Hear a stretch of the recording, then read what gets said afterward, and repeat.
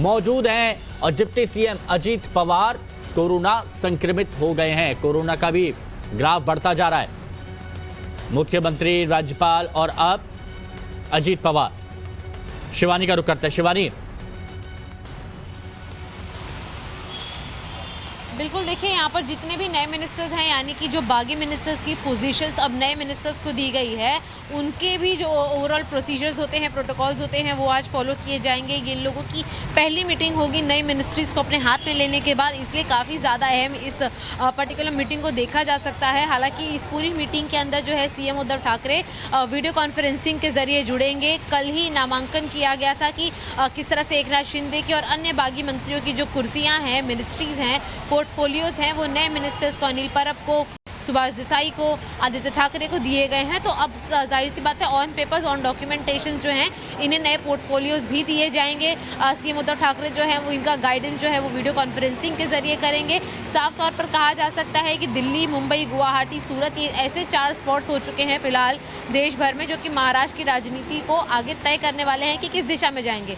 अब हम बात कर रहे थे कि देवेंद्र फडणवीस की और बीजेपी के इस रूप में एक्टिव होने की, तो रविकांत जिस तरह से जिक्र कर रहे थे कि देवेंद्र फडणवीस इसके पहले भी कई बार मूवमेंट कर चुके हैं, लेकिन मीडिया की निगाहों से बचते रहे हैं। लेकिन इस बार कई दिनों के बाद उनकी पहली अपीयरेंस देखने को मिलेगी, जो कि मीडिया में, पब्लिक डोमेन में होगी। उनकी फ्लाइट की टाइमिंग भी क्लियर हो चुकी है। एक सीनियर एडवोकेट के साथ जा रहे हैं, ये भी बात क्लियर हो चुकी है। और साफ तौर पर जिस तरह से हाई प्रोफाइल मीटिंग्स कल देवेंद्र फडणवीस के घर पे हुई थी, उसके बाद उनकी जो मूवमेंट है वो साफ बताती है कि बीजेपी के सुप्रीमोस के पास वो पहुंचेंगे और बीजेपी के टॉप लीडर्स के साथ उनकी मुलाकात होगी और फिर आगे की रणनीति जो है वो डिसाइड होगी कि जिस तरह से लीगल टैक्टिक्स फिलहाल एकनाथ शिंदे और उद्धव ठाकरे के फिलहाल केडर में चल रहे हैं, उसके बाद बीजेपी किस तरह से इस पूरे पोर्टफोलियो में अपने एंट्रेंस को आगे मुकाबिल कर पाती है। ठीक है शिवानी, लेकिन यहां पर ये अपने दर्शकों को बताना बेहद जरूरी है कि महाराष्ट्र में जो बीजेपी सरकार है वो यहां पर कैसे बनती हुई नजर आ रही है।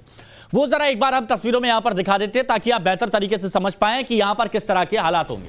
तो देखिए कैसे महाराष्ट्र में बीजेपी की सरकार बनेगी, फडणवीस कैसे मुस्कुराते हुए यहां पर नजर आएंगे। बीजेपी की स्थिति इस वक्त क्या है, बीजेपी प्लस जो बीजेपी के साथ में है 113 सीट यानी 113 विधायक, शिंदे गुट के 49। अब इन 49 में आप देखिए कि 40 तो शिवसेना के विधायक हैं जिनमें कुछ मंत्री भी हैं और इसके अलावा 9 निर्दलीय। यह स्थिति इस वक्त शिंदे गुट की है 49, लेकिन शिंदे गुट कह रहा है कि 49 से अभी हम थोड़ा सा ऊपर और आगे बढ़ेंगे। यानी कुल कितना हो गया, कुल यहां पर हो गया 162। और आप ये भी देखिए बहुमत का आंकड़ा कितना है, 288 का आधा कर लीजिए, हुआ 144 यानी 145। अब 145 से ज्यादा 162, बहुमत से कितना ज्यादा आप देखेंगे, बहुमत से 18 ज्यादा। और यहां पर देवेंद्र फडणवीस मुस्कुराते हुए नजर आ रहे हैं। लेकिन सिर्फ अकेले ये नहीं है, वो देखिए एकनाथ शिंदे भी यहां पर मुस्कुराते हुए नजर आ रहे हैं, क्योंकि ये एकनाथ शिंदे के पास है इस वक्त शिंदे गुट 49 विधायक, उनके साथ में 40 शिवसेना, 9 निर्दलीय। दावा किया जा रहा है कि शगुन का आंकड़ा तो पार कर ही लेंगे, यानी 51, कुल 162 इस वक्त होते हुए नजर आ रहे हैं। रंजीता, ये तस्वीरें हमने दिखाई और इसके साथ ही हमने आंकड़ा भी यहां पर समझाया अपने दर्शकों को कि वो बेहतर तरीके से समझ जाएं। 162 का आंकड़ा पार होता हुआ यहां पर नजर आ रहा है। अब इंतजार यहां पर यही किया जा रहा है कि कब फ्लोर पर आएंगे, कब बताएंगे कि हमारे पास कितने विधायक हैं।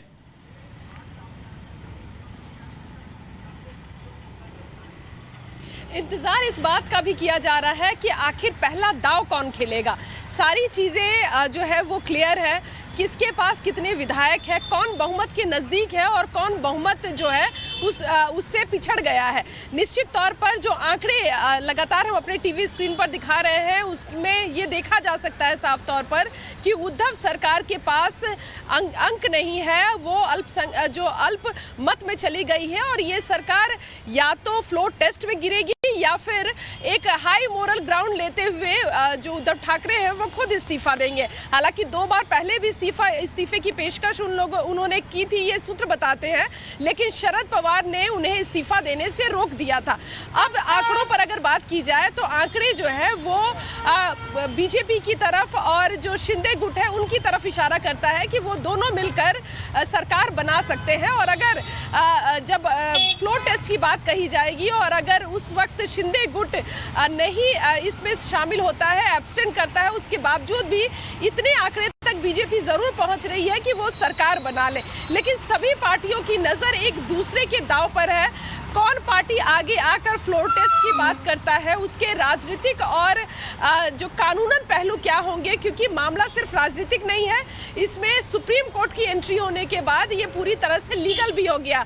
इस बात को बीजेपी भी बखूबी समझती है। यही कारण है कि आज जब दिल्ली जा रहे हैं पूर्व मुख्यमंत्री देवेंद्र फडणवीस, तो उनके साथ एक जाने माने वकील भी जा रहे हैं। वहीं दूसरी तरफ शिवसेना भी इस ताक में बैठी है कि अगर फ्लोर टेस्ट जैसी नौबत आती है और अगर राज्यपाल जो है वो फ्लोर टेस्ट की बात करते हैं, तो कोर्ट में कौन कौन से विकल्प उनके पास खुले हुए हैं, इसमें उनकी मदद एनसीपी और कांग्रेस के बड़े वकील कर रहे हैं। कल भी हमने देखा कि उद्धव ठाकरे की तरफ से अभिषेक मनु सिंघवी, जो कांग्रेस के सांसद हैं और बड़े वकील हैं, वो सुप्रीम कोर्ट में पेश हुए थे और अपनी दलील सामने रखी थी। बिल्कुल ये बात कही जा सकती है, लेकिन महाराष्ट्र की महापिक्चर में अगर डायलॉग कहीं सुनने को मिलते हैं तो वो डायलॉग आते हैं संजय राउत की तरफ से। संजय राउत ही वो हैं जो एक के बाद एक बयान यहां पर जारी करते रहते हैं, और संजय राउत की तरफ से भी एक बार फिर से निशाना साधा गया है और राज्यपाल, ईडी की कार्रवाई और दीपक केसरकर पर उन्होंने वार किया है। वो जरा एक बार सुनते हैं। त्यांनी खरं म्हणजे 12 आमदार 2.5 वर्षापासून त्यांच्या टेबलावर पडून आहेत राजभवनाच्या झाडीझुडपात, त्याची माहिती घ्यायला पाहिजे की आम्ही या आमदारांना अजून जीवदान काय देऊ शकलो नाही। 12 आमदार विधान नामनियुक्त, ठीक आहे, राज्यपाल माहिती घेतील। अशा परिस्थितीमध्ये राज्यपालांचा करोना बरा झालाय, त्याबद्दल मी त्यांना शुभेच्छा देतो, आणि ते कामाला लागले असतील तर त्या 12 आमदारांची फाईल त्यांनी ताबडतोब क्लियर करावी। पश्चिम बंगाल का भी मैंने नाम सुना है और पश्चिम बंगाल के टीएमसी के 15 लोगों का ईडी का नोटिस जा रहा है, मैं अभी पढ़ रहा था।